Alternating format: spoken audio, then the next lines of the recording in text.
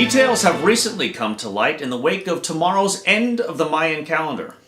Many of us may scoff at such predictions, with countless people tempting fate with end-of-the-world parties scheduled for later this evening. But there are those who can't help but feel that there is something up. Something in our bones, in our lizard brains, tell us that this and other past predictions are not just the stuff of late-night fodder. Well, now comes startling proof that apocalyptic predictions are no joke. Take Y2K. That was supposed to be the downfall of civilization, and then nothing. Not even a blip. Right? Wrong. It turns out that it was one massive blip. You know, it wasn't just computers and the economy going down. I mean, we're talking about the launch of every nuke from every which side, the release of bioweapons from containment, at least 2 or 3 more Kardashians. I mean, it was bad. I mean, whoa, yeah, it was bad. I mean, we're glad it didn't happen. We don't know why it didn't happen. I mean, we didn't do it. It wasn't us. He's right. It wasn't them. It was us. Black Isle Studios stopped Y2K. I know. Hard to believe, but it's true. We couldn't put it on the internet if it wasn't.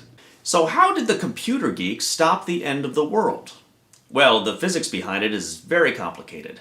Almost unbelievable. Essentially, they created a virtual apocalypse to replace the real one. And now with the Mayan apocalypse upon us, Black Isle is back again working on the solution.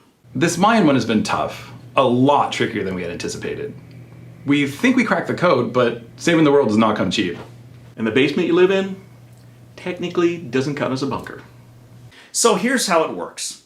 For the measly cost that you see on the screen, the cost of a few slices of pizza, or a Hobbit action figure, you can save the world.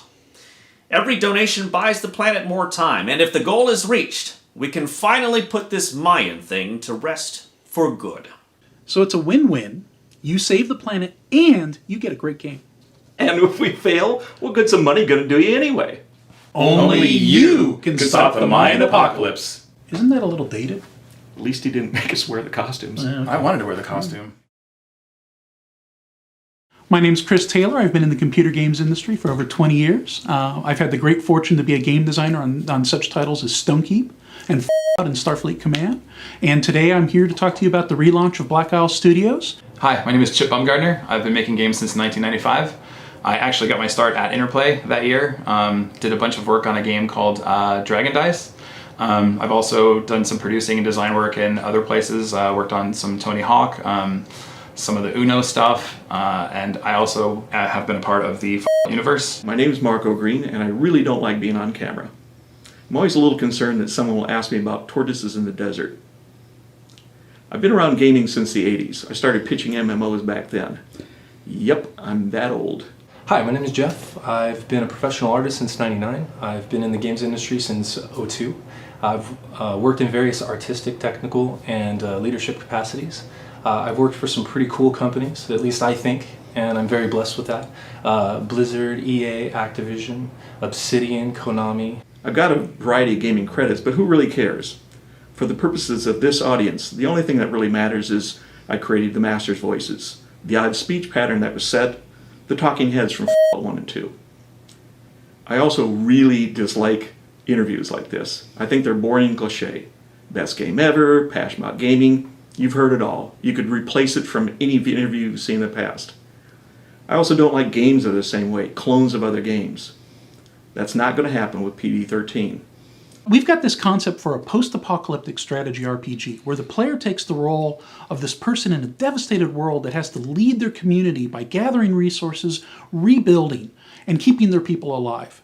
Now, one of the things that's really cool about this is that we're in a stage that's early enough that we're looking for contributing members to give us feedback and input about our game design and help us with the direction to make sure we can make the best possible game.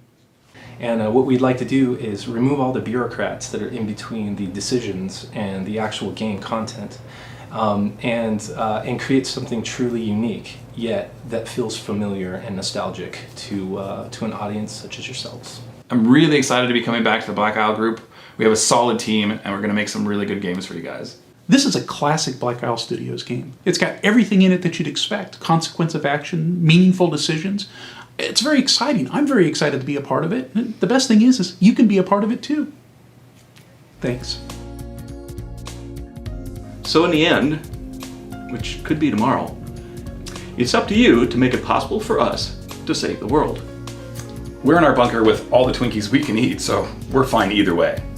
And if we can get our hands on Twinkies, we can do anything. So not only will you be saving your own ass, but you're gonna get a great quality game in the tradition of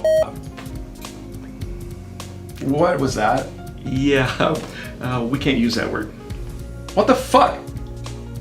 Wait, I can say fuck, but I can't say f. Exactly. But we here at Black Isle are confident we can thwart yet another apocalypse. But just in case, I'm gonna go out and have sex tonight.